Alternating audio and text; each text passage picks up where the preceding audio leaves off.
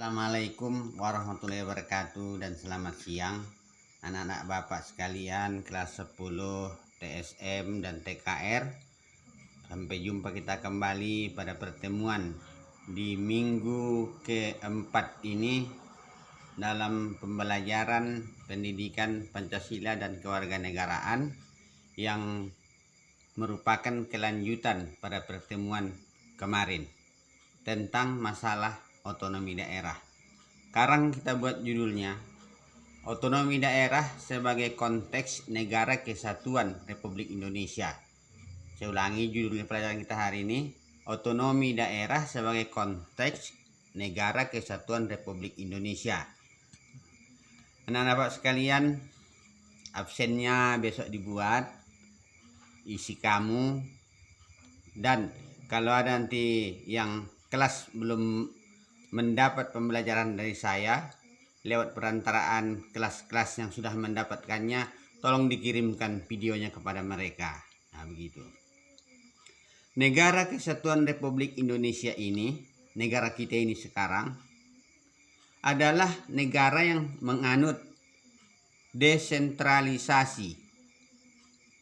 Artinya desentralisasi bahwa telah diberikan kekuasaan oleh pemerintah pusat kepada pemerintah daerah untuk menyelenggarakan pemerintahan tersebut sesuai dengan kehendak daripada rakyat di mana otonomi daerah tersebut berlaku. Jadi dengan adanya otonomi daerah ini semakin leluasalah masyarakat di Indonesia ini untuk menentukan pembangunan yang akan dibutuhkan, akan dibangun di daerah-daerah mereka masing-masing. Jadi kalau sebelum melaksanakan otonomi daerah ini atau desentralisasi ini, ya tak sesuai lah seperti yang kita bicarakan yang lalu, tak sesuai keinginan daripada rakyat tersebut tentang pembangunan yang diselenggarakan oleh pemerintah. Jadi kalau sekarang ini karena sudah diberikan kekuasaan kepada pemerintah daerah, maka pemerintah daerah tersebutlah yang menentukan pembangunan di daerahnya masing-masing.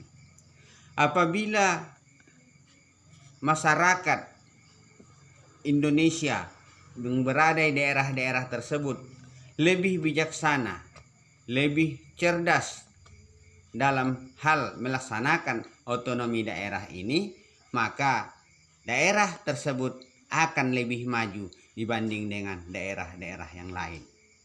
Jadi kalau misalnya lah anak-anak bapak sekalian nanti berkunjung ke tempat-tempat lain, tempat kawanmu yang lain desanya dengan desamu, bisa nanti kau bandingkan itu. Bagaimana perbedaan otonomi daerah di desa kita dengan di desa orang. Nah, kalau daerah desa tersebut maju karena pemikiran daripada sumber daya manusianya maju. Nah, itu yang pertama. Yang kedua, potensi daripada daerah tersebut. Kalau memang berpotensi daerah tersebut untuk dilaksanakan pembangunan, maka daerah tersebut akan bisa menyelenggarakan pembangunan. Kalau sudah diselenggarakan pembangunan desa tersebut, maka desa itu akan lebih maju. Majunya desa menunjukkan majunya kecamatan, majunya kecamatan akan menunjukkan daripada majunya kabupaten. Demikian seterusnya sampai ke provinsi. Inilah sekarang masa otonomi daerah yang diberlangsungkan ini. Anak-anak bapak sekalian, bukan hanya sumber dari bapak saja yang bisa kamu dapat tentang otonomi daerah ini, boleh juga kamu ambil dari hal-hal lain, misalnya dari majalah atau baca buku lain, boleh. Pokoknya dengan judul yang saya sampaikan tadi. Nah, jadi dengan demikian pembangunan tersebut akan dapat secara merata dinikmati oleh masyarakat itu walaupun pada pembangunannya nggak sama. Ada daerah tersebut membangun jalan, ada daerah tersebut membangun irigasi, tak sama pembangunannya. Kenapa? Karena itulah yang dibutuhkan mereka. Misalnya daerah pesawahan, mereka butuh perairan, irigasi. Nah, dibangunlah di sana irigasi. Maka dengan adanya pembangunan irigasi di daerah pertanian tersebut, maka hasil pertanian mereka akan meningkat. Nah, di daerah yang jauh dari perkotaan, sarana transportasi yang cukup jauh, ya dibangunlah sana jalan sebagai strukturnya. Nah, jadi kalau dibangun jalan, murahlah hubungan dari daerah pedalaman yang terpencil ke kota. Jadi bisalah masyarakat yang di pedalaman tersebut menyerap kemasyarakatan yang ada di kota. Inilah salah satu konteks namanya, konteks otonomi daerah yang ada di negara Kesatuan Republik Indonesia ini.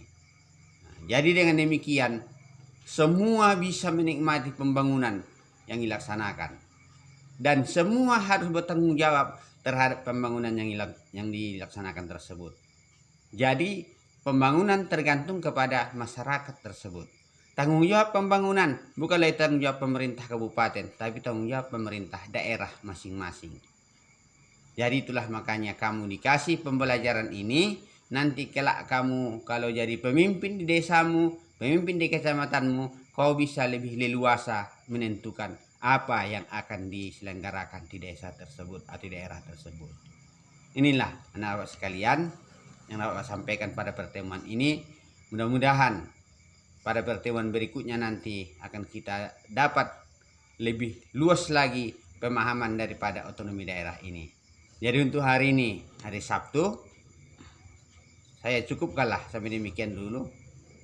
Mari sama-sama kita belajar, rajin belajar agar dapat ilmu pengetahuan yang baik. Assalamualaikum warahmatullahi wabarakatuh dan selamat siang.